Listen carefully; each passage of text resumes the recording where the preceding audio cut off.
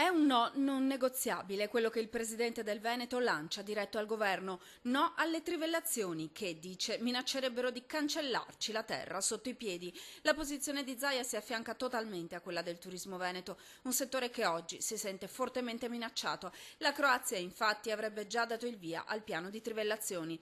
La caccia al petrolio, la lobby della trivella, dice Zaia, ci vedrà impegnati in una lotta senza quartiere in tutte le sedi. Prima a Roma, dove ci sono Renzi e il suo Sblocca Italia che, appunto, rischia di sbloccare pure la caccia all'oro liquido e al gas naturale.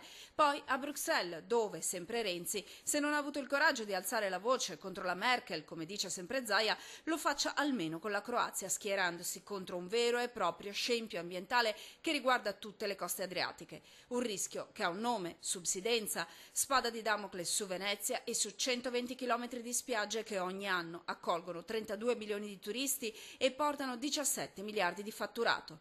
La prima scelta scellerata è stata quella di essere uno degli stati costituenti dell'Europa. Quando è entrata la Croazia, non aver messo i paletti alla Croazia: se vuoi entrare in Europa dici di no anche tu alle trivellazioni. Tutto il comparto del turismo, già messo in ginocchio dall'estate più piovosa che si ricordi a memoria d'uomo, è compatto nel no alla trivellazione. Mettere a rischio le nostre regioni costiere, che fruttano una ricca economia grazie all'attività turistica che non è esauribile, a fronte di una risorsa destinata ad avere una durata tutto sommato limitata.